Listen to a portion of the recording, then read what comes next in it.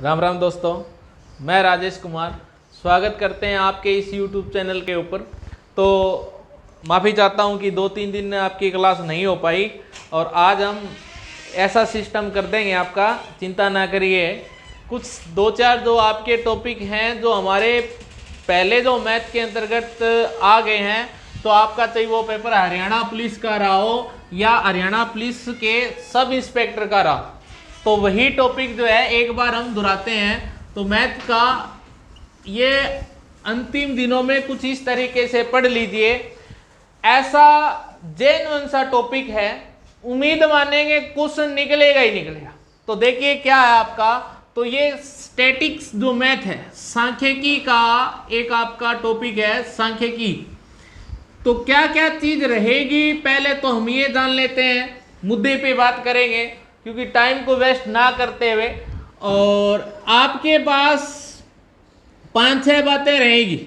क्या पूछ सकता है जी? तो पहला जैसे माध्य क्या है, माध्यिका क्या है, बहुलक क्या है, परिसर मीन्स रेंज क्या है, मानक विचलन क्या है, मानक विचलन क्या है, और इसके बाद में हमारा विचरण या प्रसार जिसे आप बोलते हो, या प्रसरण, वेरिएशन बोलते हैं इसे, कि वेरिएशन क्या है, और एक आपका आएगा विचरण गुणांक क्या है। तो सभी दोस्तों को दोबारा एक बार राम राम, मिलते हैं। आप राम राम पे ध्यान मत दो, आप अपने टॉपिक को नोट करो, ठीक है। तो सिस्टम पढ़ना है तो अंतिम दिनों की अच्छी तैयारी कर लो, कोई दिक्कत नहीं है।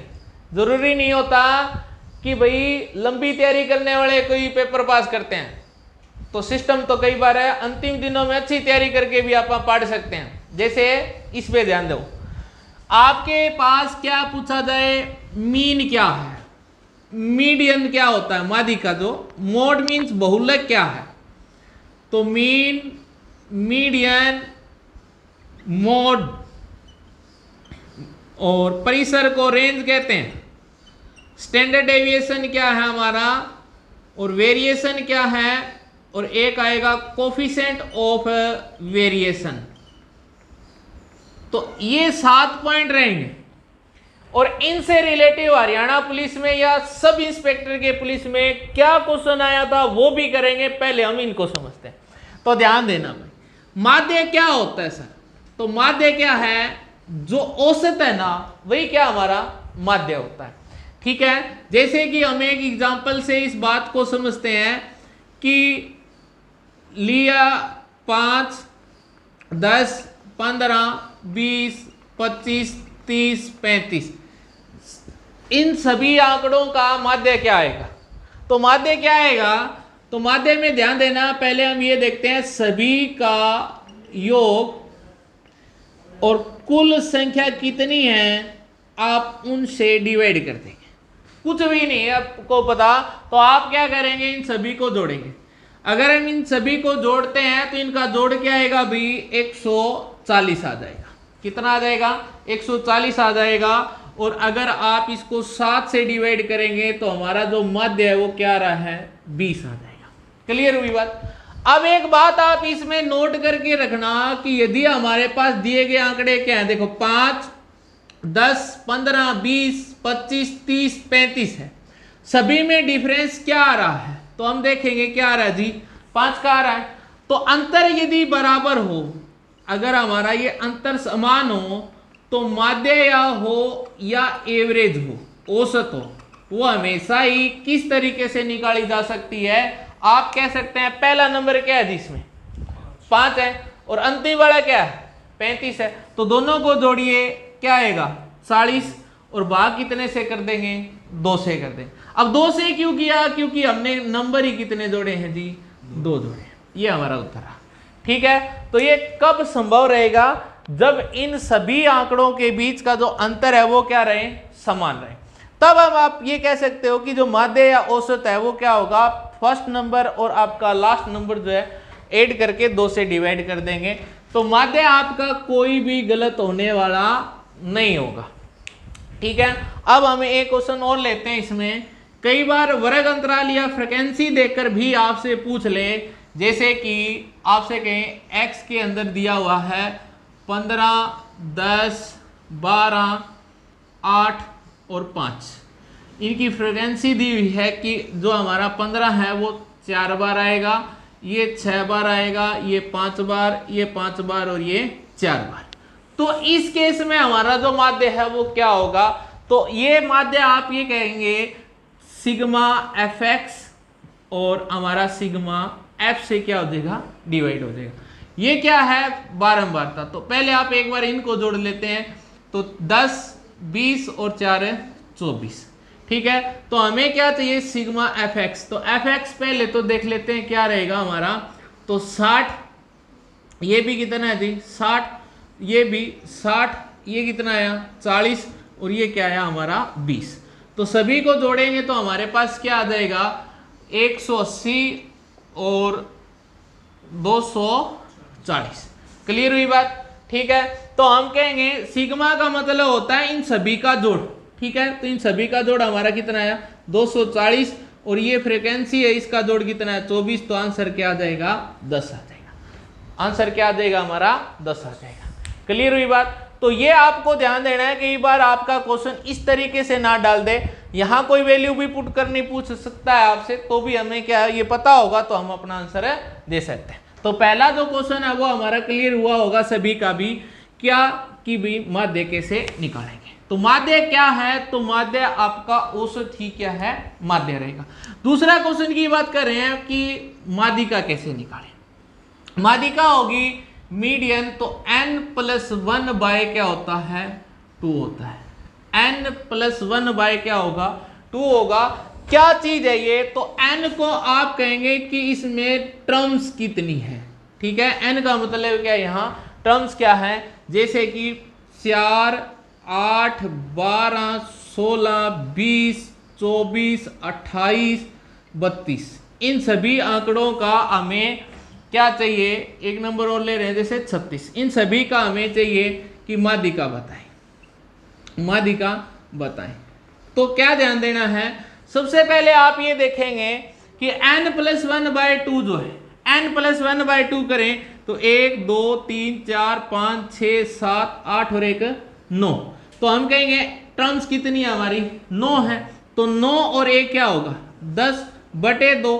तो आंसर क्या आएगा, जो 5th नंबर की आपकी टर्म है वही आपकी क्या है माध्यिका है। माध्यिका मीन्स क्या है कि बीच का निकालना। क्या निकालना होता है बीच का, तो आप कहेंगे फर्स्ट, सेकंड, थर्ड, फोर्थ और फिफ्थ। तो आंसर क्या है आपका 20 आया। पर एक सावधानी आपको बरतनी है, वो सावधानी क्या सर है कि सबसे पहले जो आपको ये आंकड़े दे रहा है, जैसे ये आंकड़े आपको दे रहा है जैसे 4, 8, 12, 16, 20, 24, 28, 32 और 36, ये सभी आंकड़े एक निश्चित ऑर्डर में लगे होने चाहिए। या तो ये घटते क्रम में हो या ये बढ़ते क्रम में हो, तभी आप टर्म निकालेंगे। ये नहीं है कि कई बार क्वेश्चन जैसे ये दे दे भी 9, 10, 11, 12, 11, 10, 8, तो आपसे पूछ ले कि इनका जो माध्य है वो क्या रहेगा। तो पहले आपको ये काम करना है कि ये ध्यान दें 1, 2, 3, 4, 5, 6, 7 और 1 8 है। तो पहले तो आप इनको एक निश्चित क्या लगाएं, ऑर्डर लगाएं। ऑर्डर क्या बनेगा, तो हम बढ़ते क्रम में लिख रहे हैं, तो 8, फिर क्या है जी 9, फिर क्या है 10 2 बार है, 10 इसमें 2 बार है, 11 भी इसमें 2 बार है, 12 12। क्लियर हुई बात, ये लिख देंगे। अब आप क्या करेंगे n+1/2 करेंगे। तो आप देखो अगर विषम आ रहा हो, जैसे कि इसमें आपने देखा जी 9 आया तो +1 या 10 5 ही आए, तो इसमें सम आ रहा है देखो 1, 2, 3, 4, 5, 6, 7 और 1 8। तो 8 प्लस में 1 करेंगे भाग 2 से, तो 9 क्या आएगा 2 आएगा। तो क्या आप ये सोचेंगे कि 4.5वीं टर्म हमारी होगी, तो 4.5वीं तो कोई टर्म आधी सीट तो नहीं है ना। तो यहाँ क्या करेंगे कि 9/2 है तो इसमें चौथी और 5वीं दोनों ले लेंगे। 1 2 3, चौथी ये है, पांचवी है, इसका मतलब 3 इधर रहेगी, 3 इधर रहेगी। आप इन दोनों को जोड़ेंगे तो 21/2 आपका क्या है आंसर है, ना कटे तो यही हो जाएगा। या आप इसको कह देंगे 10.5 हो जाएगा, या क्या कह देंगे हम 10.5 हो जाएगा। तो ये ध्यान देना कि मादी का जो मीडियन है वो क्या होगा, n+1/2 हो जाएगा। जब हम n+1/2 करेंगे तो एक चीज का ध्यान देना है कि सबसे पहले इन आंकड़ों का, पर्यवेक्षणों का क्या करना है, एक निश्चित हमें ऑर्डर तैयार करना। जैसे ही हमारा एक ऑर्डर तैयार हो जाएगा तो आप जैसे ये लगा 4 8 12 16 20 24 28 32 36, तो फिर हम क्या करेंगे, फिर हम इनको ये देखेंगे कि n कितना है, तो ये आंकड़े 9 थे, 9 + 1 या तो 10, यानी कि 5वीं टर्म हमारा आंसर रही। जैसे मैंने एक ये लिया तो आप पहले इनका ऑर्डर फिक्स करें, तो ये कितने हैं जी 8 हैं, तो 8 + 1 किया तो क्या आया जी 9, 9/2 क्या रहेगा, तो 4.5वीं टर्म नहीं आएगी, तो हम क्या करेंगे चौथी और पांचवी दोनों टर्म को ले लेंगे, तो दोनों टर्म पे क्या हमारा 10 और 11 है, तो आंसर क्या आएगा 21/2 आ जाएगा। तो उम्मीद करता हूं कि ये भी आपको अच्छे से क्लियर हुआ होगा। तीसरी बात देखो, यहां भी आप दिक्कत नहीं मानेंगे क्योंकि ये हो जाएगा, क्वेश्चन जो आया है उस पर ही हम बात करेंगे। अब बात करें तीसरा पॉइंट हमारा क्या है जी, बहुलक।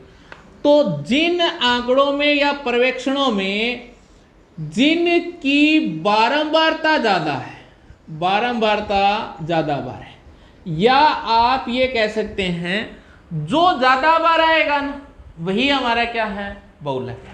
जैसे कि 3 3 2 3 5 4 7 8 9 3 4, इन आंकड़ों का बहुलक क्या होगा, बहुलक क्या होगा, तो बहुलक क्या है, आप ये देखें कि इन आंकड़ों में, इन पर्यवेक्षणों में बारंबारता किसकी ज्यादा है, तो आप देखेंगे कि जो 3 है ना वो कितनी बार आया हुआ है, सबसे ज्यादा बार इनमें 3 आया हुआ है, ठीक है, तो 4 बार आया हुआ है, तो हमारा आंसर क्या आ गया 3 आ गया, हमारा आंसर क्या आ गया 3 आ गया। एक चीज आप और नोट रखना, जैसे एक ऑप्शन और करें 4 4 5 5 7 9 4 11 13 17 5, इन आंकड़ों का बहुलक क्या होगा, तो इन आंकड़ों का बहुलक अगर हम देखें, वैसे तो आपको यही ध्यान देना है जो ज्यादा बार आए, तो आप देखेंगे 4 1 2 3, 3 बार आया हुआ है, लेकिन 5 भी इसमें कितनी बार आया हुआ है 3 बार है।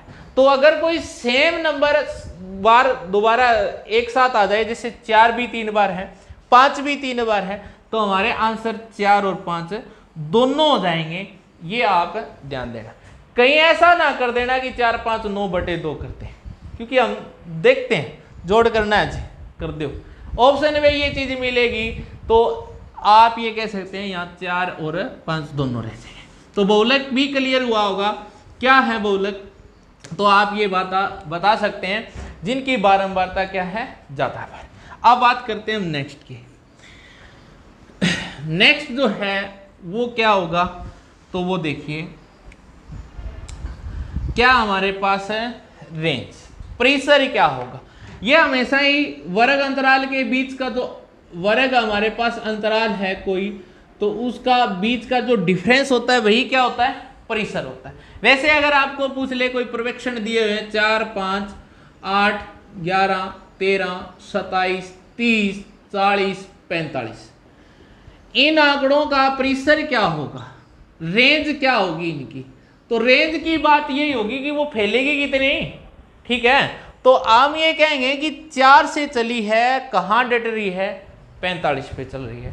ये नहीं देखना कहीं पहले से अंतिम मैंने कह दिया, ये ध्यान देना है सबसे बड़ी संख्या इसमें क्या है और सबसे छोटी क्या है, इन दोनों के बीच का जो अंतर है ना वही होता है। तो सबसे बड़ी क्या है इसमें 45 और सबसे छोटी क्या है 4, तो आंसर क्या है 41, तो आंसर क्या हो जाएगा हमारा 41 हो जाएगा। क्लियर है जी। तो आप ये भी कह सकते हैं ये हुई हमारी क्या रेंज, ठीक है, ये हमारी क्या हो जाएगी रेंज हो जाएगी।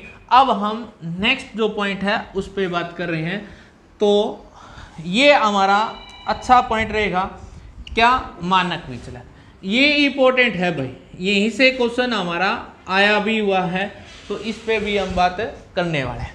तो स्टैंडर्ड डेविएशन जो है वो क्या कहता है, सबसे पहले हम क्वेश्चन लेंगे 5, 15, 20, 25, 30 और 35 का मानक विचलन क्या है। मानक विचलन क्या होगा, कुछ नहीं दिया हुआ तो ध्यान देना, मानक विचलन हमेशा ही किस से निकलेगा, तो माध्य से निकलेगा। ठीक है, माध्य से भी निकल सकता है, माध्यिका से भी मानक विचलन निकाल सकते हैं और बहुलक से भी निकाल सकते हैं। 3 क्वेश्चन बन जाएंगे, क्या, माध्य, माध्यिका और बहुलक। क्लियर हुआ। अगर आपको कुछ नहीं दिया, जैसे सीधा पूछा हुआ है कि इनका स्टैंडर्ड डेविएशन क्या है, तो वो आपका सीधा ही किन से निकलेगा, माध्य से निकलेगा। तो सबसे पहले हमें स्टैंडर्ड डेविएशन चाहिए, तो आपको यहां पता होना चाहिए कि माध्य क्या है। यहां आपको पता होना चाहिए कि माध्य क्या होगा। तो यहां इन आंकड़ों का माध्य निकालते हैं। तो माध्य क्या आएगा भाई, सभी में डिफरेंस बराबर है, क्योंकि माध्य का लिए के होता है सभी आंकड़ों का योग और बटे क्या हो जाएगा, कुल संख्या। क्लियर है ये बात, कोई दिक्कत नहीं है। तो आप इन सभी का जोड़ करेंगे तो 140 भाग 7 कितना आएगा, 20 आ जाएगा। तो ये माध्य हमारा क्या आया जी, 20 आया। अब क्या करेंगे, हमें चाहिए क्या, मानक विचलन। किससे निकाल रहे हैं, माध्य से। तो क्या होगा, ये जो नंबर है ना x में से ये घटता जाएगा किस में से, माध्य में, और इन सभी का हमें क्या करना है, स्क्वायर कर। ध्यान से चलिए, 5 में से 20 गया, क्या आएगा, माइनस का 15 आएगा, तो इसका क्या करना है, स्क्वायर, वैल्यू प्लस में ही आ जाएगी। फिर हम सेकंड नंबर 10 में से 20 गया तो -10 का स्क्वायर, 15 में से -20 हुआ तो -5 का स्क्वायर, 20 में से 20 गया तो 0 का स्क्वायर। वैसे इनको प्लस करना है सभी को, तो ये वैल्यू माइनस में हो रही थी, मैं दोबारा लिख देता हूं, क्योंकि 5 में से ये माइनस का 15 आएगा, इसका स्क्वायर करके प्लस करना है।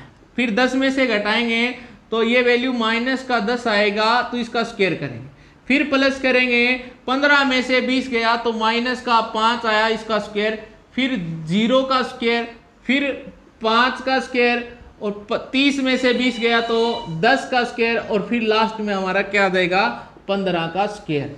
डिवाइड क्या हो जाएगा जी, कितने नंबर है ये, 7, और ऑल अंडर रूट, और क्या आ जाएगा, ऑल अंडर रूट। क्लियर हुई बात। ये सभी हमें इनको लेना है, तो हम क्या करेंगे, 15 का स्क्वायर करेंगे तो क्या आएगा, 225, 10 का स्क्वायर करेंगे तो क्या आएगा जी, 100, प्लस 5 का स्क्वायर 25, 0 का स्क्वायर 0, फिर 25, 100, 225 भाग क्या आ जाएगा हमारा, 7 आ जाएगा, और ऑल अंडर रूट आ जाएगा। क्लियर हुई बात। अब आप ये कह सकते हो, क्या कहेंगे हम, कि भाई इन सभी का जोड़ करें तो कितना आएगा, 700 भाग 7, तो ये आएगा √100, और √100 किसका मान है, 10 का। क्लियर हुआ। तो हमारा आंसर जो है वो कितना आ जाएगा, 10 आ जाएगा। तो कवर कर रहा होगा यहाँ तक, ठीक है। तो आंसर क्या आ रहा है, 10 आ रहा है। तो आप ये बात ध्यान देना कि 5, 10, 15, 25, 20, 25, 30 और 35 का मानक विचलन क्या होगा। तो मानक विचलन हमेशा ही स्टैंडर्ड डेविएशन जो है वो किससे निकलना है भी, माध्य से। तो आपको पहले माध्य आना जरूरी है, माध्य नहीं आएगा तो हम इस सवाल को कर ही नहीं पाएंगे। माध्य क्या है, तो सभी आंकड़ों का योग करें और भाग कुल संख्याओं से करें। तो हमारे पास माध्य कितना आया, 20 आया। तो जैसे ही 20 आया तो ये जो जितने भी नंबर है वो घटते जाएंगे और उनका स्क्वायर करते जाएंगे। जैसे कि 5 में से 20 घटा तो माइनस का क्या रहा, 15। अब ये इसका स्क्वायर हुआ, जब आप 15 का स्क्वायर करेंगे तो वैल्यू किस में ही आएगी, प्लस में ही आएगी। कोई दिक्कत घबराने वाली जरूरत ही नहीं है। फिर आपने 10 में से 20 घटाया तो माइनस का 10 आया, 15 में से 20 घटाया तो माइनस का 5 आया, 20 में से 20 घटाया तो 0 आई, 25 में से 20 घटाया तो प्लस का 5 का स्क्वायर आया, 30 में से 20 घटाया तो 10 का स्क्वायर आया, और 35 में से 20 घटाया तो प्लस का 15 का स्क्वायर आया। और 7 कहाँ से आया है, तो ये ध्यान दें 1 2 3 4 5 6 और 1 7।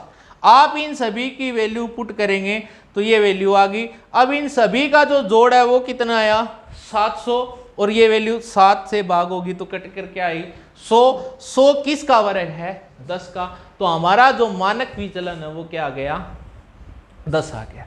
ठीक है, अगर आप माध्यिका से लेंगे तो इसकी माध्यिका भी 20 आएगी तो आंसर इसमें भी कितना रहेगा 10 रहेगा। ठीक है, तो अप्रोक्सीमेट इनके आंसर सेम से रहते हैं, ये नहीं है कि आपके आंसर सेम रहे। तो आपका दूसरा जो नेक्स्ट जो क्वेश्चन है इस पे चलेंगे, लेकिन एक बार एक क्वेश्चन और कर लेते हैं इसको समझने के लिए, कहीं भी आपका पॉइंट जो है वो रहना नहीं चाहिए। तो देखो भाई, तो उम्मीद करते हैं आप इस क्वेश्चन को अच्छे से करिए, फिर आपको कुछ क्वेश्चन भी करवा देंगे जो परीक्षा में आए हुए हैं। तो 4 8 12 4 8 12 16 20 24 और 28 इनका मानक विचलन क्या है, इनका मानक विचलन क्या होगा। सबसे पहले हमें स्टैंडर्ड डेविएशन चाहिए, तो हमें मीन्स पता हो, माध्य पता हो। तो माध्य क्या आएगा, सभी को जोड़ेंगे, वैसे तो सभी के बीच का डिफरेंस बराबर ही है, तो आप क्या करेंगे भाई, हम क्या करेंगे पहला और अंतिम को जोड़ के कितने से भाग कर देंगे 2 से, तो क्या वैल्यू आएगी जी, हमारे पास वैल्यू आ जाएगी यहाँ 128 और 4 32 भाग 2 करेंगे तो कितना आया 16। क्लियर हुई बात। तो 16 क्या है हमारा, ये माध्य है।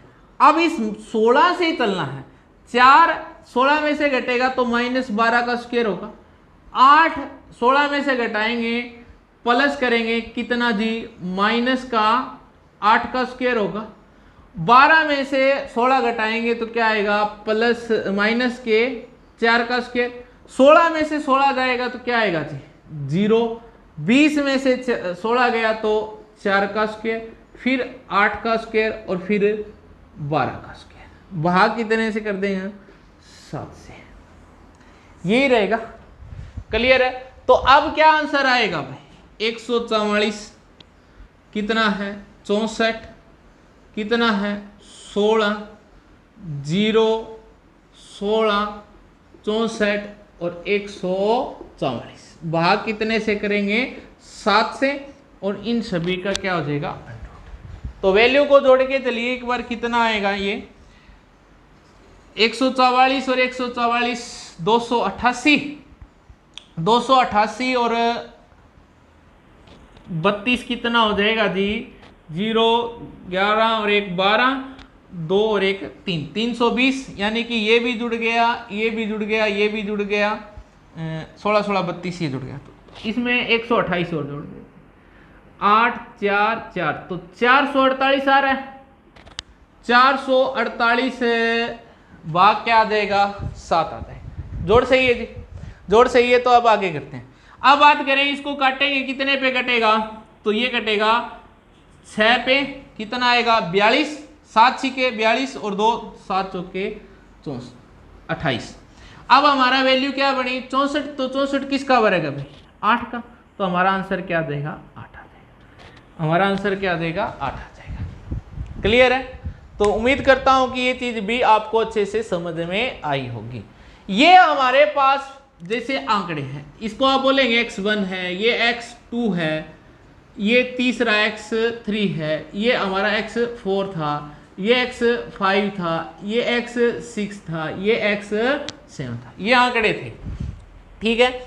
अब एक बात आप नोट करके रख लेना कि भाई अगर आप इनमें जितना भी जोड़ेंगे, इन x1 x2 इन आंकड़ों में जितना जोड़ेंगे या जितना घटाएंगे उतना ही फर्क हमारा किस में पड़ना है स्टैंडर्ड डेविएशन में पड़ना है।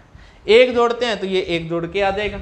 ठीक है। अब ये क्यों बताया, क्योंकि एक प्रश्न सीधा सा ही यहां से आया हुआ है, तो वो भी हम करते हैं। जैसे कि बात क्लियर हुई यहां पे, तो अब वो प्रश्न क्या आया हुआ था उसकी भी चर्चा करेंगे। तो मानक विचलन हुआ हमारा अब बात करें विचरण, प्रसार या प्रसरण, तो वेरिएशन क्या होगा, जो स्टैंडर्ड डेविएशन आता है ना उसका स्क्वायर ही आपका विचरण है। क्या, जैसे कि आपको कहें कि किन्हीं पर्यवेक्षणों का, आंकड़ों का मानक विचलन 5 है, तो बताएं उनका प्रसारण क्या, उनका प्रसार या प्रसरण या विचरण क्या होगा। कोई एक दे दे, वेरिएशन क्या होगा, तो आप क्या करेंगे, वेरिएशन जो है, प्रसरण जो होता है वो किसके बराबर है, स्टैंडर्ड डेविएशन का क्या होगा, स्क्वायर। तो यहां पे मानक विचलन कितना 5 है, तो 5 का स्क्वायर करेंगे तो क्या आंसर आएगा 25। 5 का स्क्वायर करेंगे तो आंसर क्या देगा 25। सीधा सीधा प्रश्न देगा, लेकिन ये चीजें हमें पता होगी तभी ही हम कर पाएंगे, अन्यथा नहीं हो पाएगा। तो नेक्स्ट एक क्वेश्चन जैसे और देखिए, इसमें मान लीजिए आपको ये कहते हैं कि किन्हीं आंकड़ों का जो मानक विचलन है वो हमारा 16 है, तो इनका प्रसरण वेरिएशन जो है वो क्या होगा, तो आप यहाँ क्या करेंगे, जो स्टैंडर्ड डेविएशन है उसका स्क्वायर, तो 16 का स्क्वायर करें तो क्या आएगा 256 आ जाएगा। क्लियर है।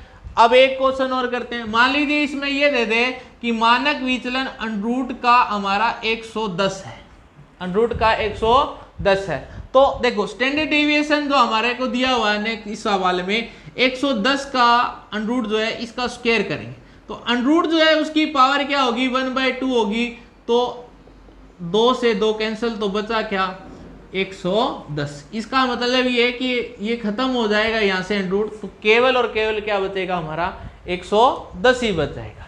जैसे और करें, आपको ये चीजें पता होनी जरूरी है, 2√20 दे दिया, तो इनका मानक विचलन क्या हुआ।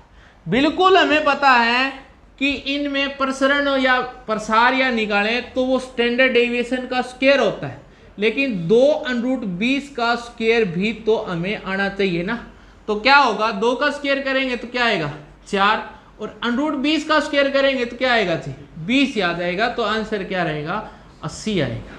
तो मैंने आपको जिस तरीके के संभव हो सकते हैं वो सारे पॉइंट क्लियर करवाए कि यहाँ वैल्यू सीधी दे सकता है। बिल्कुल आपको पता चल जाएगा कि मानक विचलन अगर आपको दिया हुआ है और हमें विचरण निकालना है, वेरिएशन निकालना है, तो वो स्टैंडर्ड डेविएशन का हमेशा स्क्वायर रहेगा। ठीक है, अगर विचरण दे दे मानक विचलन निकालना है तो भी निकल जाएगा, फिर क्या होगा उल्टा ही तो है।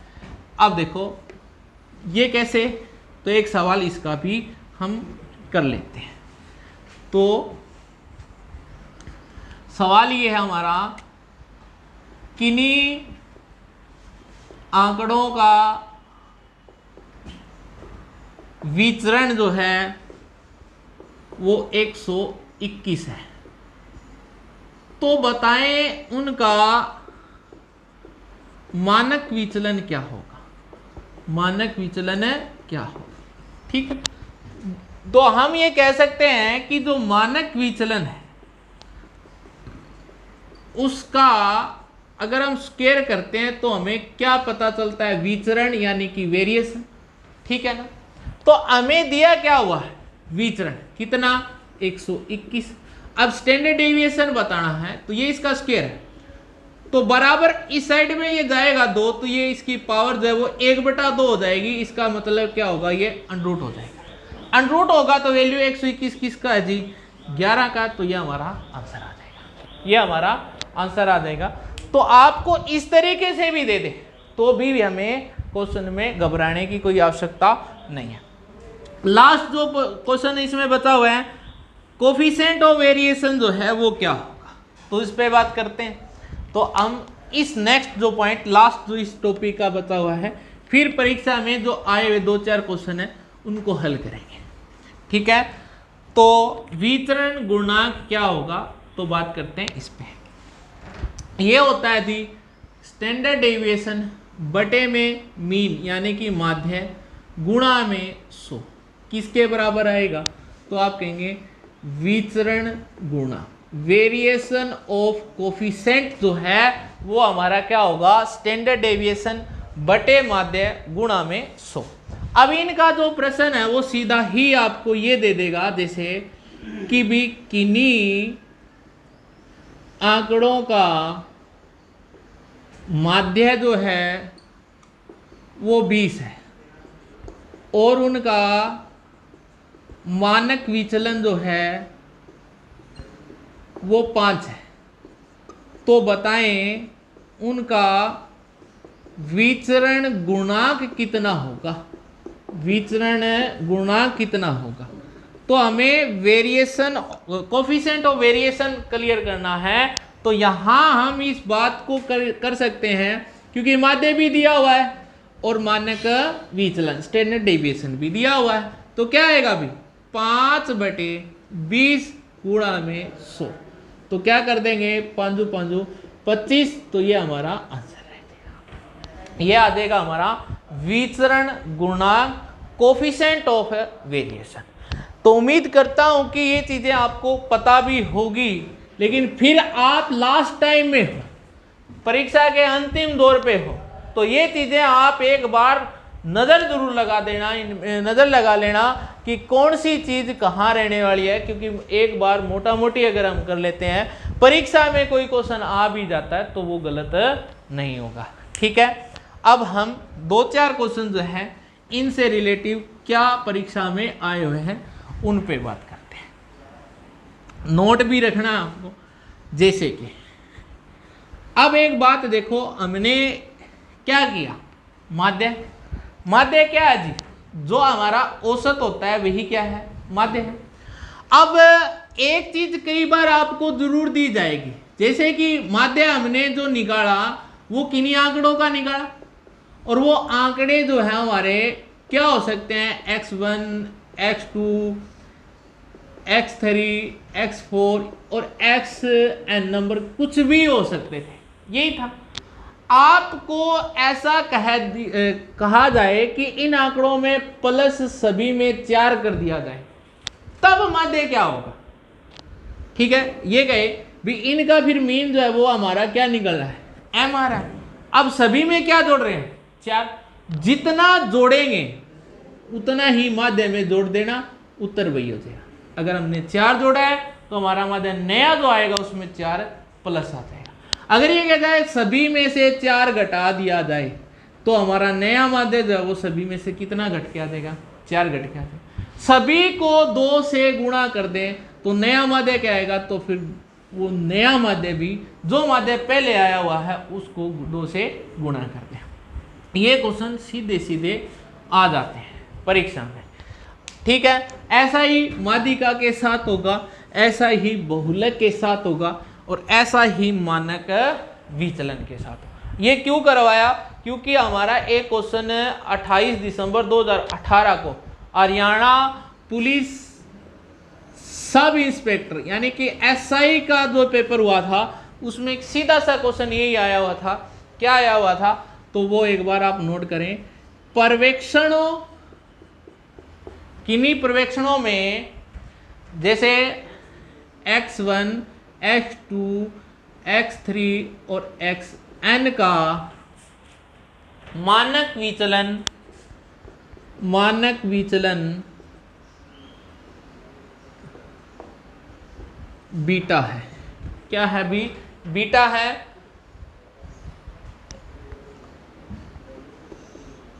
अगर ये कह रहा है x1 प्लस k हो जाए, x2 प्लस k हो जाए, x3 प्लस k हो जाए और ये xn प्लस k हो जाए, तब इनका मानक विचलन क्या होगा, मानक विचलन क्या होगा।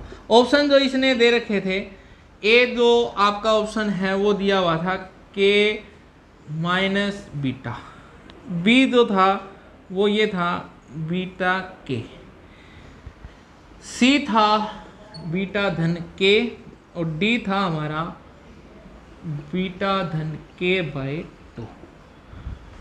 ठीक है, अब कुछ बच्चों को ये तब तक क्लियर नहीं होगा क्योंकि इसमें आपको थ्योरी या उसका कंसेप्ट जो है वो अच्छे से क्लियर होना चाहिए।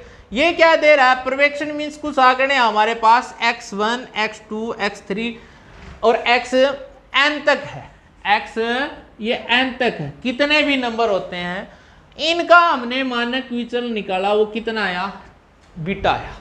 अब ये कहता है इन आंकड़ों में हमने क्या जोड़ दिया, के जोड़ दिया, सभी में के ही जोड़ रहे हैं, तो तब इनका मानक विचलन क्या होगा, तो हमने भी किया है, जो बीटा मीन्स मानक विचलन आया है उसमें अगर के जोड़ रहे हैं तो के जोड़ के ही आ जाएगा, तो हमारा आंसर क्या है, बीटा प्लस के हो जाएगा। बस इतनी सी बात है।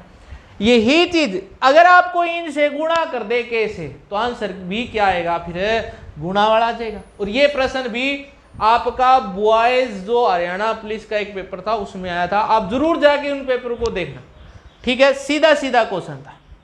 तो ये हमारे क्वेश्चन इस टॉपिक से आए हुए हैं और अभी भी उम्मीद है कि वहां से क्वेश्चन रहेगा, तो आपको ध्यान देना, इनमें कोई ज्यादा मुश्किल नहीं है। एक क्वेश्चन ऐसा और भी आया तो आप उनका भी आंसर जरूर बताना। ये था, यदि सेम क्वेश्चन था, यदि A B C D E का माध्य जो वो m है, माध्य जो है वो m है, तथा मानक विचलन जो है वो इनका भी s है, s वाली पर्यवेक्षण है, ये पर्यवेक्षण है, मतलब आंकड़े हैं ये। फिर कहता है तो पर्यवेक्षण जो है वो के ए, के बी, के सी, के डी, ठीक है, और के ई हो, तो इनका मानक विचलन क्या होगा, मानक विचलन क्या होगा। अब क्या आंसर रहेगा, तो हमारे पास जो ऑप्शन जो दिए हुए थे वो ये दिए हुए थे, के प्लस एस, के माइनस एस, के एस 1, 2, 3 और के एस का अंडर। क्या आंसर आएगा भाई, तो आप ये कह सकते हैं कि A B C D E जो इनका माध्य है वो क्या है, एम। माध्य से कोई लेना देना ही नहीं क्योंकि इसने मानक विचलन क्या दिया, एस है। अब इन सभी पर्यवेक्षणों की गुणा किससे करवा रहा वो, के से, तो नया जो मानक विचलन आएगा उसमें क्या आएगा, जो पुराना है एस, तो वो के से गुणा हो जाएगा। तो के से गुणा होगा तो क्या आ जाएगा, के एस आ जाएगा। सेम क्वेश्चन ये हरियाणा पुलिस के बॉयज जो पेपर था उसमें ये आया हुआ है, तो आप इन दोनों क्वेश्चनों को जरूर देखना। एक एसआई में आया हुआ है, इसका मतलब ये टॉपिक तो आएगा, ठीक है। अब और ध्यान देना, और क्या क्वेश्चन बन सकते हैं, क्योंकि इतना तो ये आया हुआ है, अब इतना सभी करेंगे, इतना तो सभी बच्चे करेंगे, तो हम उनसे अलग क्या कर रहे हैं, हम उनसे अलग क्या कर रहे हैं, ये भी हमें जरूर पता होना चाहिए। जैसे कि अब आपको सीधा सीधा क्वेश्चन दो चार हैं वो भी करवा देते हैं। ये कह रहा अभी लिखिए, इंपॉर्टेंट क्वेश्चन है, उम्मीद करता हूं कि यहां से आपको चीजें निकलेगी। किन्हीं पर्यवेक्षणों का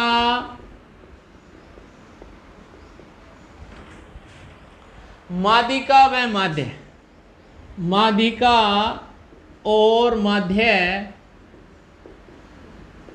12 और 8 है, 12 और 8 है, तो बताएं बहुलक क्या है, तो बताएं बहुलक क्या है।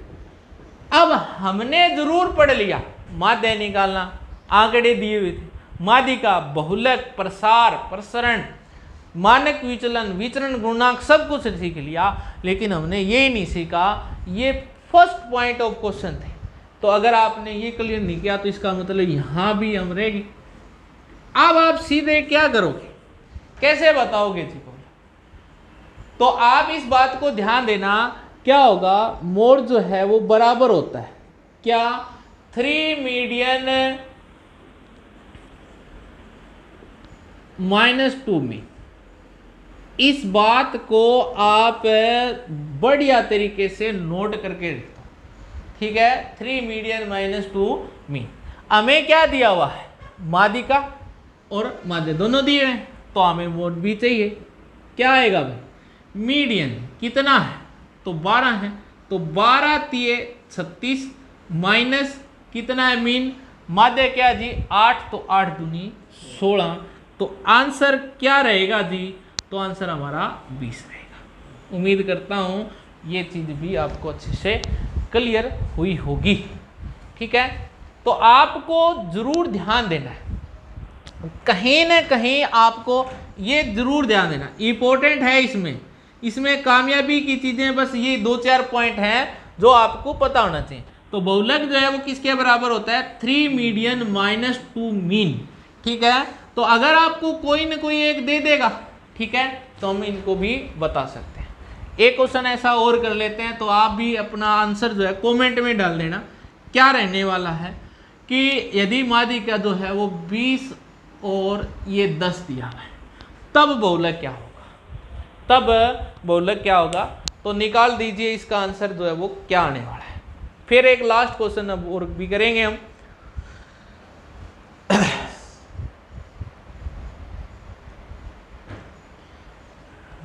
तो कितना आया जी, 40, बिल्कुल सही। तो 40 आएगा तो क्या रहेगा, बहुलक जो है वो हमारा आएगा 3 मीडियन हमारा देखें तो कितना है 20 दिए कितना होगा 60 माइनस 10 दूनी 20, तो आंसर क्या देगा हमारा 40 आएगा। तो उम्मीद करता हूं कि ये चीजें भी आपको समझ में आई होगी। चलते हैं, अब आपको इनका भी विशेषतः प्रयोग करना भी आया होगा। अंतिम क्वेश्चन है इस टॉपिक से, और इस टॉपिक से और कुछ होगा ही नहीं। ये लास्ट के 4-5 क्वेश्चन है, आप अच्छे से इनको अगर देख के गए ना, अगर ये टॉपिक आ गया तो इससे बाहर कुछ नहीं है। उम्मीद करता हूं वो प्रश्न हमारा ठीक होगा।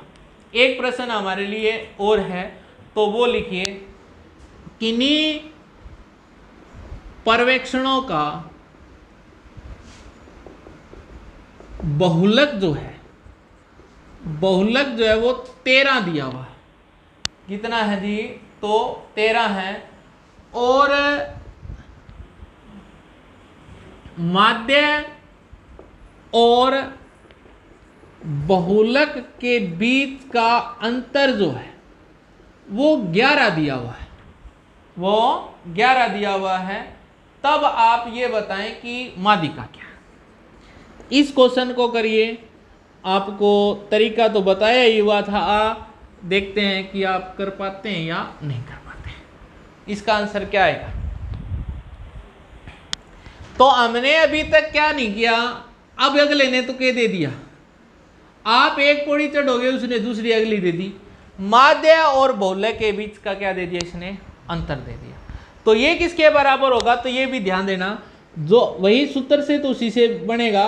बहुलक जो है वो हमारा किसके बराबर होता है, तो ये हमारा आ जाएगा जी माध्यिका माइनस 2/3 और माध्य माइनस बहुलक, ठीक है। तो बहुलक जो है वो हमारा क्या निकल के आ जाएगा, बहुलक बराबर होगा माध्यिका माइनस 2/3 माध्य माइनस बहुलक, ठीक है जी। तो सीधा सीधा आपको दिया हुआ बहुलक कितना दिया हुआ है 13, माध्यिका तो हमें निकालनी है, माध्यिका मीन्स मीडियन तो हमें निकालना है, माइनस 2/3 इंटू में ये कितना दिया हुआ है, तो माध्य और बहुलक के बीच का जो डिफरेंस है वो कितना है 11, ठीक है। तो आप अगर इन दोनों की इधर गुणा करेंगे क्रॉस मल्टीप्लाई, तो ये हमारे पास क्या रहेगा जी 13 तिये, पहले तो इनको ही सॉल्यूशन कर लेते हैं। मीडियन जो है वो हमारा रहेगा 11 दूनी 22/3, ये माइनस है, तो इसका मतलब अगर हम इसका सॉल्यूशन करें तो क्या रहने वाला है 13 3 मीडियन माइनस 22/3। अब आपकी क्रॉस मल्टीप्लाई होगी तो 39 बराबर 3 मीडियन माइनस 22, और माइनस 22 इस साइड में आएगा तो कितना हो जाएगा भाई 39, ये माइनस का है, प्लस का हो जाएगा, तो हमारा बराबर 3 मीडियन कितना बचेगा जी, ये वैल्यू हो जाएगी 11, 5 और 1 6 बटे में 3। तो हमारा मीडियन जो आंसर ये रहेगा। ठीक है, तो उम्मीद करते हैं कि ये भी सवाल जो है आपका अच्छे से क्लियर हुआ होगा। तो हमारा आंसर क्या आएगा, 61 बटे में 3 आ जाएगा। हमारा जो आंसर है वो 61 बटे में 3 आ जाएगा। तो इस तरीके से भी आपको कुछ क्वेश्चन दिए जा सकते हैं। उम्मीद मानिए कि ये चीज़ें भी आपकी क्लियर होनी चाहिए। तो एक लास्ट क्वेश्चन और कर लेते हैं इनमें से, कहीं भी अगर आपको समझ में ना भी आया हो तो भी वो और अच्छे से क्लियर हो जाए। हम यही सोचते हैं कि कोई भी टॉपिक हमारा रहना नहीं चाहिए। तो ये 10 दे दिया, ये 18 दे दिया भाई, अब क्या होगा, तो देखिए बहुलक कितना दिया हुआ है 10 बराबर, माध्यिका निकालनी है हमें, मीडियन हमें निकालना है, -3 2 बटे 3। अब माध्य और बहुलक के बीच का डिफरेंस कितना है 18। ठीक है, ये कट रहा था तो हम काट देंगे 6 पे, तो 10 बराबर मीडियन कितना आएगा जी, 6 दूनी 12। अब ये वैल्यू किस चीज़ की है, माइनस की, इस साइड में ले आए तो प्लस की होगी, 10 + 12 बराबर मीडियन, तो आंसर क्या देगा 22। तो आप ये कह सकते हैं इस क्वेश्चन का आंसर क्या हमारा 22 होता है। तो इस तरीके से लास्ट हमने टॉपिक को थोड़ा थोड़ा बढ़ाते बढ़ाते हमने लेवल को भी अच्छा रखा, और ये लास्ट लेवल का जो क्वेश्चन था हमारा वो भी क्लियर हुआ।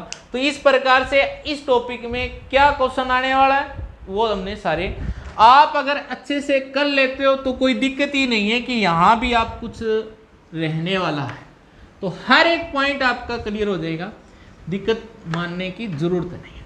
अब हमारा नेक्स्ट जो है एक छोटा सा कंसेप्ट जो और आता है पेपरों में, आपने भी देखा होगा, तो उसमें सेट के क्वेश्चन जो है वो आए हुए हैं, तो एक बार हम उनको भी देख लेते हैं।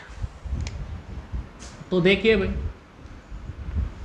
सेट या समुच्चय क्या है, सेट या समुच्चय जो है वो क्या रहेगा, तो हम उनको भी अच्छे से करने वाले हैं। उनसे रिलेटिव क्या क्वेश्चन जो आए हुए हैं पहले हम उनको भी करेंगे। तो पहले कुछ थ्योरी, कुछ बातें इनकी सीख लेते हैं ताकि हम, और फिर हम परीक्षा में लास्ट में जैसे क्वेश्चन आए उनको भी एंड लगाएं। तो देखिए ये क्या है, जो हमारे को सेट का मतलब, समुच्चय का मतलब ये है कि सेट ही करना है। किनको करना है, कोई एलिमेंट, कोई अवयव होंगे, आप इनको इकट्ठा करें। जैसे कि बात करें 2 4 6 8 है, तो मैं इनको सेट कर रहा हूँ, ए सेट बना रहा हूँ इनका, तो वो बना 2 4 6 और 8 बना। ठीक है, तो कलेक्शन ऑफ एलिमेंट्स जो होता है वही क्या हमारा सेट है। अब ये एक सेट बन गया, हमने इन एलिमेंट्स को जो क्या है कलेक्शन कर लिया, और ये किस प्रकार का सेट बना, तो आप कहेंगे ये इवन सेट बना है। कौन सा सेट बना है, इवन नंबर का एक सेट बन गया। अब एक बात ध्यान देना, इन सेट में एक यू सेट होता है, यू मतलब होता है यूनिवर्सल सेट। यूनिवर्सल सेट वो सेट होता है जिनसे बाकी सभी सेट तैयार होते हैं, जिनसे बाकी सभी सेट तैयार होते हैं। इसका मतलब जो भी सेट बना होगा वो किस से बनता है भाई, तो आप कहेंगे n तक है, तो किन से बनता होगा, यूनिवर्सल से बनता है। ठीक है, तो हमने जितने भी सेट तैयार किए हैं वो किससे बनाए, हमने यूनिवर्सल से। ए सेट जो है वो क्या है, जैसे मेरे पास ये आंकड़े थे, इनका कलेक्शन किया और एक जगह सेट कर दिया, तो आंकड़ों का संग्रह करना ही क्या हमारा एक सेट कहलाता है। अब यहाँ क्या क्वेश्चन रहने वाला है, अब हम सीधी वही बात करते हैं। जैसे कि पीछे कुछ क्वेश्चनों में आपको सीधे पूछ ले कि हमारे पास ए जो एक सेट है, x बिलोंग बाय n दिया हुआ है, तो ये किस प्रकार का सेट है। मान लीजिए इसी से पूछ लिया, ऑप्शन में मिलेगा जैसे ए नेचुरल नंबर का है, नेचुरल नंबर का है, बी जो है वो रियल नंबर का है, क्या ये रियल नंबर का है, सी जो दिया हुआ क्या ये इवन नंबर का है, तो स्टैंडर्ड जो सिंबल्स जो होते हैं वो भी हमें इसके अंदर पता होना चाहिए। रेशनल नंबर का, रेशनल नंबर का यानी कि प्राकृतिक संख्याओं का है, क्या ये वास्तविक संख्याओं का है, क्या ये सम संख्याओं का है, क्या ये परिमेय संख्या। जो ये n है वो डिनोट करता है हमारा किसको, नेचुरल नंबर को। तो क्या है, कुछ इसमें सिंबल्स जो है स्टैंडर्ड वाले हैं वो यूज होते हैं। कैसे, तो n जो है वो किसके लिए है हमारा, तो ध्यान देना नेचुरल के लिए आएगा जी, प्राकृतिक के लिए आएगा। z जो है वो किसके लिए आएगा, तो इंटीजर नंबर के लिए आएगा। कभी भी इंटीजर नंबर के लिए या आप कहें पूर्णांक संख्याओं के लिए आएगा। कौन सी संख्या, पूर्णांक। पूर्णांक कौन सी होगी, तो प्लस और माइनस दोनों इसमें इंक्लूड होते हैं, वो आएगा। अगर आपको पूछ ले r जो है वो r अगर दे दिया आपको साइन के लिए, जैसे x बिलोंग बाय r दे दिया, तो वो क्या हमारा एक रियल नंबर है। क्योंकि जो संख्या होती है वो दो प्रकार की है। कौन कौन सी है, तो एक वास्तविक संख्या और एक काल्पनिक संख्या। जो वास्तविक संख्या उसमें सब कुछ ही है, इवन भी है, ओड भी है, सम विषम सब कुछ उसमें आ जाएगी। और काल्पनिक संख्या कौन सी है, जो हमारी अंडरूट माइनस के अंदर कर योटा वाली होती है, वो आएगी। तो आप ये कहेंगे कि ये आपका आर वाला आ जाए तो वो क्या है, एक वास्तविक संख्याओं का है। ठीक है, तो ये हो गया। एक और रहेगा क्यू के लिए, क्यू बिलोंग बाय रख दे तो ये हमारा एक रेशनल नंबर के लिए बनेगा सेट, या आप इन्हें कहें ये परिमेय संख्याओं का। ठीक है, पहला क्वेश्चन इनसे रिलेटिव था तो हमने ये डिस्कस कर लिया। क्या रहेगा कि x बिलोंग बाय n, क्योंकि बेसिक बात ही पूछ ले तो हमें वहां भी पता हो, क्योंकि x बिलोंग बाय n है तो n का मतलब क्या है, तो नेचुरल नंबर रहेगा। इसके बाद में हमारा z आ जाए तो इंटीजर यानी कि पूर्णांक है, वो प्लस और माइनस दोनों का हो सकता है। r है तो वास्तविक है, रियल नंबर का है। q है तो वो परिमेय। एक बात और ध्यान देना कि अगर ये लिख दे n हमारा, जैसे z जो है वो प्लस वाला है, तब क्या होगा, तो आप उस केस में ये कहेंगे ये पॉजिटिव इंटीजर नंबर रहेंगे। सारे जो हैं वो प्लस माइनस वाले, तो इसमें केवल क्या आ जाएंगे, प्लस वाले। क्यू के प्लस लगा दिया तो ये केवल पॉजिटिव रेशनल नंबर का ही एक सेट तैयार होगा। तो ये भी हमें पता होना चाहिए। तो एक प्रश्न से पहली जो बेसिक बात है वो इसकी क्लियर हुई। अब नेक्स्ट चलते हैं, और हमें क्या पता होना चाहिए।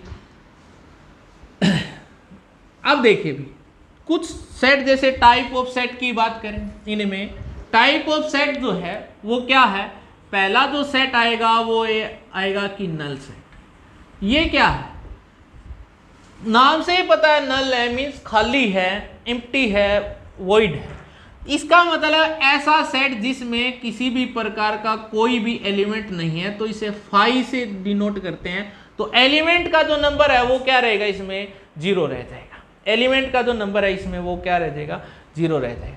दूसरी बात, एक पूछ ले आपका इक्वल सेट क्या है।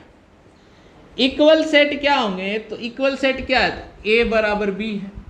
तो इसका अभिप्राय क्या है, तो आप ये कहेंगे जितने ए के एलिमेंट हैं, तो ए सेट हम डाल रहे हैं, जैसे 1 2 3 4 5। ठीक है, बी का जो सेट बना रहे हैं वो 5 4 3 2 1। तो आप क्या देख रहे हैं, जो सारे ये एलिमेंट हैं वही सारे इसमें हैं और ये वाले इसमें भी है। तो ए बराबर क्या आपका बी है, तो ये क्या होंगे, हमारे इक्वल सेट हो जाएंगे। क्या होंगे, इक्वल सेट हो जाएंगे। अब हमारा नेक्स्ट जो है उस पर बात करते हैं। तो 2 पॉइंट क्लियर हुए। मेन जो पॉइंट है वो देखिए, जैसे कि ए के एलिमेंट मैंने डाले 1 2 3 4 5 6 7 8 और बी के एलिमेंट हमने डाल दिए 1 3 5 7 8। अब क्या होगा, देखो ये तीसरा। अब देखिए ये जितने भी एलिमेंट है वो सारे के सारे किस में है, ए में है, लेकिन ए वाले किस में नहीं है, बी में तो नहीं है। तो आप क्या कह सकते हैं, एक सबसेट का टॉपिक होता है। सबसेट क्या होता है, सबसेट होता है कि पहले के जो एलिमेंट है वो सारे एलिमेंट जो हैं वो दूसरे में होंगे। आप इसको क्या लिखेंगे, अब हमारे लिए तो यही है, इसको लिखेंगे बी सबसेट है किसका, ए का। इस बात से ये क्लियर होता है कि ये पहला नंबर है, इसके जितने भी एलिमेंट हैं वो सारे के सारे किस में आएंगे, ए में आएंगे। लेकिन ए के किस में नहीं होंगे, बी के नहीं होंगे। अगर हो जाए, मान लीजिए अगर कह दे भी बी के ए में है और ए के बी में है, तो फिर हम कह देंगे क्या है, ये इक्वल सेट हो जाएगा। फिर तो क्या है, इक्वल हो जाएगा। तो आपको पहला पॉइंट मेन जो है वो ये ध्यान रखना। इनसे रिलेटिव प्रश्न भी हम करेंगे, तो सबसेट कैसे बनेगा, तो ये रहा भाई, ठीक है। अब हमारा नेक्स्ट जो है यूनियन सेट क्या होता है। देखो यूनियन नाम से ही पता होगा, यूनियन नाम से ही पता होगा क्या, इसका जो साइन है वो ये यू से ही होगा, ठीक है। जैसे ए और बी दो सेट हैं तो इसका यूनियन हमें बनाना होगा, तो 1 2 3 4 2 3 5 6, तो ए यूनियन बी क्या होगा, ए यूनियन बी क्या होगा। तो ध्यान देना, ए यूनियन बी, यूनियन का मतलब क्या है, इकट्ठा होना, एक साथ होना, या आप कहें सब कुछ। तो जो ए और बी के एलिमेंट हैं वो सारे एक साथ लिख दो। तो एक साथ लिखेंगे तो क्या लिखेंगे, 1 2, देखो कोई भी रिपीटिशन तो हम करेंगे नहीं, तो हमारा आंसर क्या आ जाएगा, 1 2 3 4 5 6 आ जाएगा। तो ये हमारा क्या हो गया, ए यूनियन बी हो जाएगा, ठीक है। तो हमें यूनियन सेट का मतलब क्या होगा, जहां आप ए बी के या जो भी है उसके सारे एक साथ लिख देंगे। अब हम बात करते हैं नेक्स्ट क्या है, इंटरसेक्शन क्या है। तो इंटरसेक्शन जो है वो हमारा, ध्यान देना,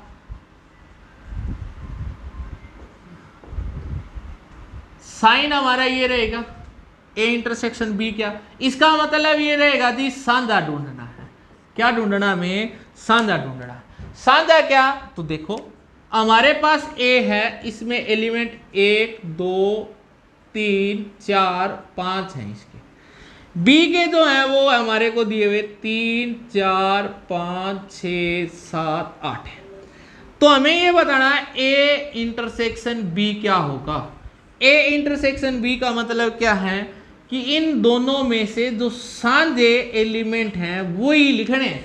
तो बताओ साझे क्या हैं, 3 4 5 3 4 5, तो आंसर क्या आएगा 3 4 5। ये हमारा एक सेट बनेगा और किसका बनेगा, ए इंटरसेक्शन है बी हो जाएगा। सिंपल सी बात है, ये काम लेनी हमें आगे परीक्षा में जो क्वेश्चन आए उन पे भी हम बात करेंगे, क्योंकि अगर हमें ये पता होगा तभी हम इनको कर पाएंगे। अब बात करें डिफरेंस कैसे करेंगे। जैसे कि अंतर पूछ ले तो वो कैसे करना है, अंतर पूछ ले तो वो कैसे करना है। जैसे कि पहले हम ए सेट ले रहे हैं, 1 2 3 4 5, बी सेट ले रहे हैं 3 4 7 8 9, ठीक है। अब आपसे ये पूछ ले कि a माइनस बी क्या होगा, a माइनस बी क्या होगा, डिफरेंस जो है वो इसमें क्या आ रहा होगा। तो आप इस केस में क्या करेंगे, डिफरेंस किस में से घटाना, a में से b घटाना। तो आप पहले ये देखें कि यहाँ दोनों में से कॉमन क्या है, तो इसमें भी 3 4 है और इसमें भी क्या जी 3 4 है, तो ये तो कट ही गया, घटाना है इसका मतलब कैंसिल हो गया।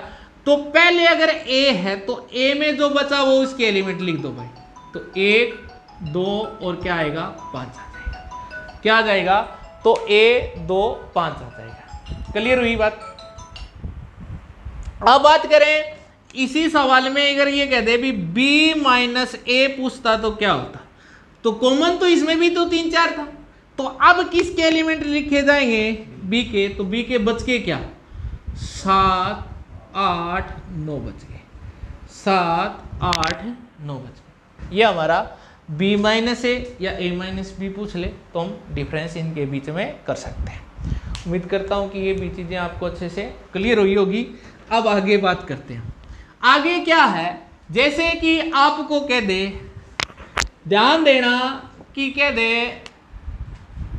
एक नाम लिख दिया बाबा, क्या है बाबा, वही बात है अभी सिस्टम कई बार बाबे भी पढ़ देख रहे हैं, तो आपसे पूछ ले इस शब्द को आप सेट करें तो एलिमेंट में लिखेंगे तो कैसे लिखेंगे।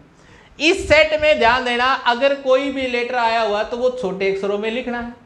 तो क्या आया हुआ अभी बाबे में, बी और ए, तो क्या लिखेंगे फिर, बी और ए, क्योंकि रिपीटिशन किसी का है नहीं, हम ये लिख देंगे और ये हमारा आंसर हो जाए। के पता अगला बैठा हो इसी प्रश्न में और यही पूछ ले तो आपको इतना भी पता होना चाहिए। अब कुछ क्वेश्चन जो आए हुए हैं वो देखते हैं। एक चीज और भी ध्यान देना, एक वेन डायग्राम से भी क्लियर कर लेते हैं इनमें।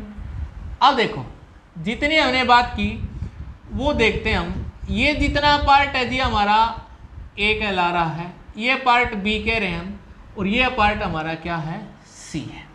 हमने अभी तक दो बातें की कि ए यूनियन बी क्या होगा या ए इंटरसेक्शन बी क्या होगा।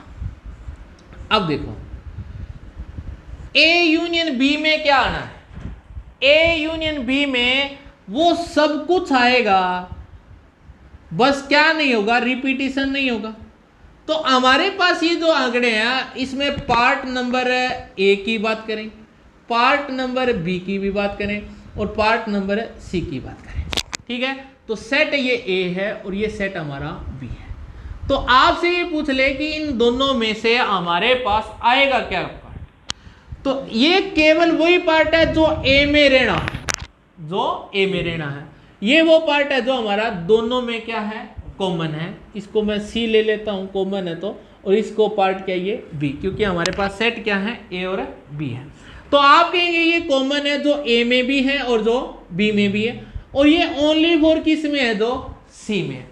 तो वेन डायग्राम से आपको ये पूछ ले कि यूनियन में क्या आना है, तो यूनियन में तो सारा कुछ ही आएगा ना। तो क्या आएगा, जो ओनली फॉर ए में भी है, जो कॉमन भी है और जो बी वाला भी है। तो ये हमारा आंसर हो जाएगा, ये क्या हमारा ए यूनियन बी होगा। अब आप ए इंटरसेक्शन बी करें तो इसमें आना क्या है, जो सांझा है। तो बताओ इनमें से सांझा क्या है, तो कौन सा आना है, यही आना जो दोनों में है। तो आंसर हमारा ये रहा, आंसर हमारा ये रहा। तो बहुत एक बात अभी हमने और भी करी, जैसे डिफरेंस लिया a माइनस बी करें, तो a माइनस बी जब आपने किया था तो क्या था, जो a b में से कॉमन था वो घटा दिया था, जो बचे थे किसके लिखने, पहले a है तो a के लिखेंगे। तो इनमें से क्या है, ये ओनली फॉर a के जो पार्ट में केवल ही किसके बचेंगे, a के। तो आप इसको क्या लिख सकते हैं, a माइनस बी भी तो कह सकते हैं, यही तो a माइनस बी है और यही तो b माइनस क्या है, ए बी। तो ये b माइनस है ए बी है, क्योंकि इसमें ओनली फॉर किसके हैं, b के ही है। जो सांझे है वो भी कट गए, और ऐसा ही हम करके आ रहे हैं किसमें, a माइनस। एक बात ध्यान देना, एक प्रॉपर्टी बन जाएगी, a माइनस बी और b माइनस ए जो है वो बराबर किसके रहेगा,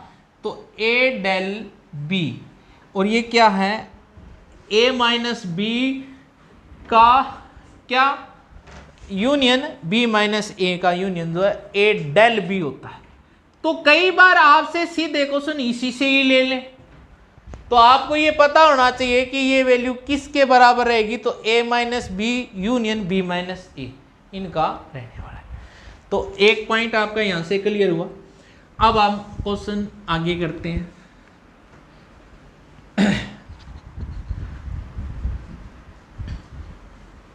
इसके बाद में है कॉम्प्लीमेंट्री सेट जो है वो क्या होता है। कॉम्प्लीमेंट्री सेट जो है वो क्या होगा, तो जैसे कि हमें एक यूनिवर्सल दे दिया कि 1 2 3 4 5 6 8 9, ए सेट दे दिया क्या, तो दे दिया हमें भाई 1 2 3 6 8 और 9, क्योंकि यूनिवर्सल वो सेट है जिससे ए बना हुआ है, यूनिवर्सल वो सेट है जिससे ए बना है।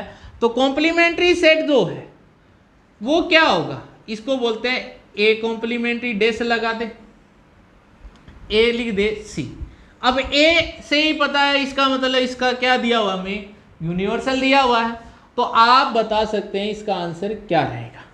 तो इंपॉर्टेंट चीज है ये हमारे को परीक्षा में ध्यान रखनी है। तो आप कहेंगे इसके जितने भी एलिमेंट हैं ए के, वो यूनिवर्सल में तो पक्का होंगे ही होंगे। तो कौन कौन से हैं, 1 भी है, 2 भी है, 3 भी है, 6 भी है, 8 भी है और 9 भी है। क्या बच गया अभी, 4 और 5।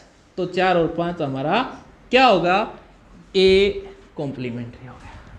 ठीक है, तो कॉम्प्लीमेंट सेट जो है वो क्या है, इनसे जो कट जाएगा बाद में यूनिवर्सल जो सेट है उसमें जो बचेगा वह उसका क्या हो जाएगा, ए कॉम्प्लीमेंट सेट हो जाएगा। ठीक है, तो इसमें ध्यान देना, जैसे ये साइन आपको लगा के भी इस तरीके से क्वेश्चन डाला जा सकता है। अब एक बात ध्यान देना, ए कॉम्प्लीमेंट सेट जो है फिर इसका कॉम्प्लीमेंट करें तो वो किसके बराबर आएगा, ए के बराबर ही आएगा। क्यों, देखो इसमें 4 5 है, बाकी इसमें है नहीं, वो घटाएंगे तो क्या बचेगा हमारा, 1 2 3 6 8 और 9 आ जाएगा, और 1 2 3 6 8 9 क्या हमारा यही है। ठीक है, जैसे ये जो ए कॉम्प्लीमेंट जो आया, इसका कॉम्प्लीमेंट किससे करेंगे, यूनिवर्सल से। तो 4 5 कॉमन है, 4 5 घटाएंगे तो वैल्यू क्या आएगी, दोबारा ये आ जाएगा। ये इंपॉर्टेंट चीज है, ये प्रॉपर्टी आपको ध्यान देनी है कि आपके लिए परीक्षा में यही क्वेश्चन बनने वाले हैं, इन्हीं से क्वेश्चन जो हमारा निकलेगा। ठीक है, तो नेक्स्ट पॉइंट जो हमारा, अब उस पर एक चर्चा कर लेते हैं। इतना क्लियर हुआ, तो अब बात करते हैं हम परीक्षा के जो क्वेश्चन आए हुए हैं उन पे।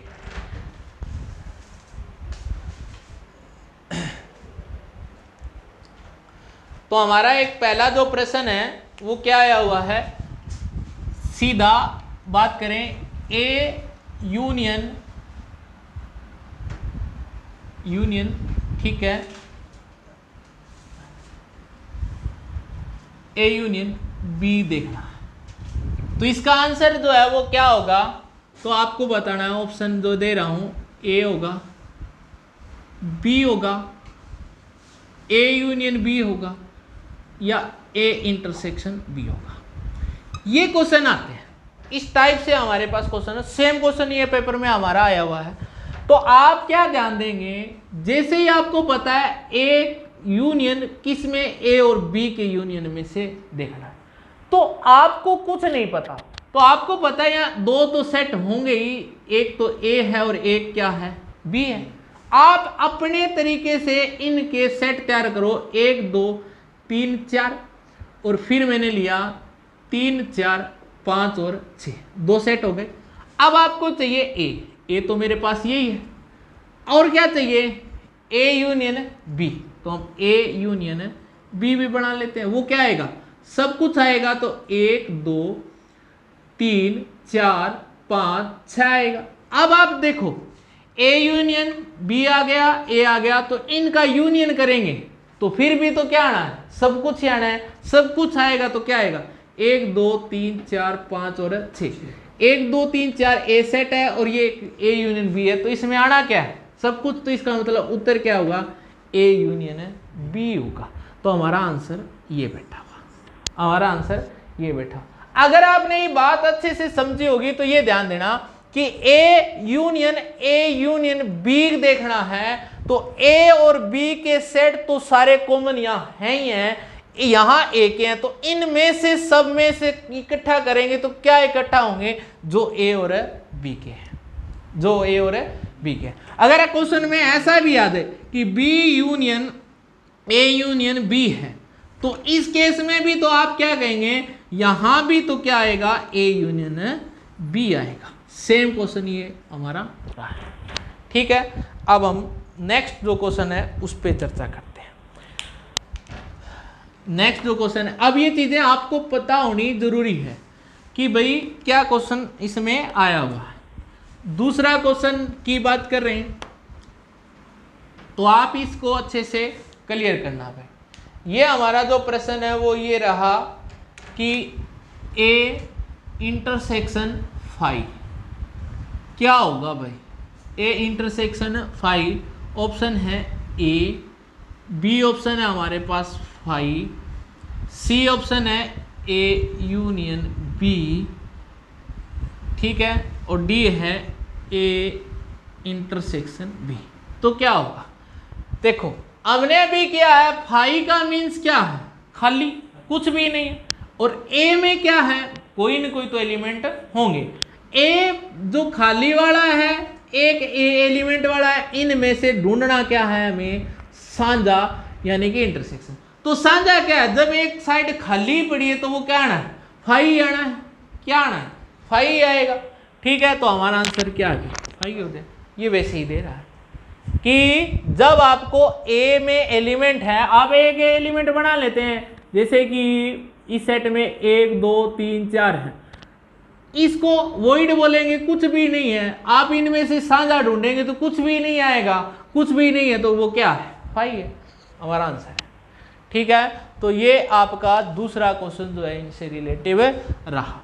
अब नेक्स्ट तीसरा क्वेश्चन जो है वो देखिए, इससे सेम जो क्वेश्चन है ये हमारा हरियाणा पुलिस सब इंस्पेक्टर जो है उसमें आया था।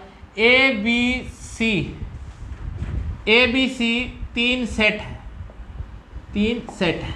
तो ए सबसेट है बी का और बी सबसेट है सी का। हो तो क्या होगा भाई? ऑप्शन इसमें दिए हुए हैं। पहला जो ऑप्शन जो दिया हुआ है वो आपको ये दिया हुआ है कि A union A intersection B है। ठीक है जी।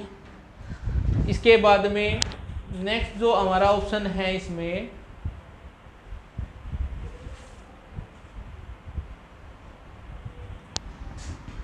ए यूनियन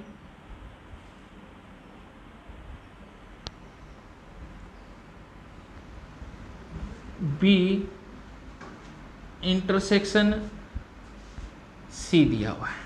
ठीक है, सी ऑप्शन जो है वो हमें ये दिया हुआ है कि ए यूनियन बी जो है वो सबसेट है सी का, और डी ऑप्शन जो दिया हुआ है वो ए माइनस बी बराबर सी दिया हुआ, ए माइनस बी बराबर सी दिया हुआ। ये ऑप्शन है। तो हमें ये ध्यान देना है क्या क्वेश्चन है। ये कह रहा है ए बी सी 3 सेट है हमें, तो एक सबसेट किसका है? बी का, बी सबसेट किसका है? सी का। तो फिर कहता है इनमें से क्या सत्य हो सकता है? पहले आप ये बात करिए कि जो ए के सबसेट बी का है, तो इस बात का मतलब ये कि ए के सारे एलिमेंट बी में है। इसका मतलब तो यही है, बी के ए में तो नहीं है, क्योंकि इक्वल हो जाएगा। अब ए और बी अगर इकट्ठा है तो होगा क्या? ए और बी का यूनियन ही होगा, रिपीटेशन तो होगा ही नहीं। तो यहां क्या हो गया कि बी जो है इसमें ए यूनियन बी हो गया, और ये ए यूनियन बी सबसेट किसका है? सी का है। और आपको सीधा ऑप्शन क्या दे रहा है? सी दे ही रहा है, सी दे रहा है। ये दे रहा है तो गलत है, ये भी गलत दे रहा है, ये भी गलत। तो आपका उत्तर सीधा क्या है कि A union B set subset किसका है? सी का। सी में तो ए वाले भी हैं, बी वाले भी हैं, और खुद के भी हैं, अन्य भी हैं। तो इसका मतलब क्या है? ए बी का यूनियन सबसेट किसका? हमारा सी का है। ये क्वेश्चन हमारा सेम जो है वो आया हुआ है। अब एक नेक्स्ट क्वेश्चन जो है इस पे चलते हैं। उम्मीद करता हूं कि ये भी क्वेश्चन आपको अच्छे से क्लियर हुआ होगा। अब हमारा नेक्स्ट प्रश्न देखिए क्या रहने वाला है। नेक्स्ट क्वेश्चन है हमारा x बिलोंग बाय 10 के मल्टीपल किस प्रकार का सेट है? ऑप्शन ए है परिमित है, फाइनाइट है, ठीक है, बी अपरिमित है, नॉन फाइनाइट है, नॉन फाइनाइट है, सी पूर्णांक है, या डी इंटीजर जिसे बोलेंगे क्या ये परिमेय है? क्या ये परिमेय है? अब आपको ये कह रहा है कि x बिलोंग बाय जो हमारा क्या आ रहा है 10 के मल्टीपल जो है वो किस प्रकार का सेट है। तो आप ये कहेंगे कि अगर ये सेट बनाएं तो 10 के मल्टीपल ही आएंगे, इसमें क्या सेट बनेगा। तो 10 गुणी 20 गुण जी पूछ रहा है ना, मल्टीपल तो यही होता है। फिर क्या आएगा 30 40 कहाँ तक आएगा। तो आप कहेंगे ये तो इन्फिनिटिव तक है, हमें पता ही नहीं है कहाँ तक है। तो इस बात को हम कहेंगे ये नॉन फाइनाइट है, नॉन फाइनाइट है। इसका मतलब क्या है, ये अपरिमित, हम नहीं बता सकते कि इसमें कितने एलिमेंट रहने वाले हैं। आप परिमित मीन्स बता सकते हैं। मान लीजिए यही क्वेश्चन होता x बिलोंग बाय 10 के फैक्टर, तो आप इसको किस तरीके का सेट कह सकते थे। अब ये फाइनाइट है, बता सकते हैं 10 के फैक्टर क्या है, 1 है 2 है 5 है और 10 है, यही सेट बनेगा ये। तो ये हमारा किस प्रकार का आ गया फिर परिमित, जिनको आप बता। तो इस तरीके से भी आपको क्वेश्चन जो है देखने को मिल सकते हैं और उम्मीद करता हूं कि ये चीज़ें भी आपको अच्छे से क्लियर हुई होगी। अंतिम एक प्रश्न जो है इसका और करते हैं, जिसमें आपको ये बताना है, हमें एक यूनिवर्सल सेट दिया हुआ है जी, जो 1 2 3 4 5 और 6, जिसमें ए सेट दिया हुआ हमें 1 2 5 और 6, ठीक है। तो इसका हमें क्या चाहिए, एक कॉम्प्लीमेंट्री जो सेट है वो क्या बनेगा, ठीक है। तो ये बताना है। तो इसका सीधा सीधा आंसर तो आ ही जाएगा, वैसे तो हमने कर भी लिया था। क्या आएगा, 1 2 5 6 घटा 2 क्या बचेगा, 3 और 4 बचेगा, 3 और 4 बचेगा। तो ये हमारा आंसर होगा। उम्मीद करते हैं कि ये चीज़ें भी आपको अच्छे से क्लियर हुई होगी। तो इस टॉपिक में 2 आपके टॉपिक हो चुके हैं। पहला आपका स्टैटिक्स जो मैथ का था, दूसरा सेट का था, और नेक्स्ट जो जल्दी आपकी क्लास एक और मैराथन क्लास आ जाएगी, जिसमें मैट्रिक्स का जो टॉपिक है और हमारा एरिया है, वॉल्यूम जो है, और आपका अलजेब्रिक जो मैथ है वो टोटल का टोटल हम यहाँ कवर कर लेंगे। उम्मीद करता हूँ कि ये चीज़ आपको बहुत अच्छी लगी होगी। लगी है तो आप इसको लाइक और शेयर ज़रूर कर दें, ज़्यादा से ज़्यादा बच्चों को लाभ पहुँचे। और अगर ना लगी हो तो अनलाइक कर दें, कोई दिक्कत नहीं है, ठीक है। तो राम राम दोस्तों, मिलते हैं नेक्स्ट क्लास में।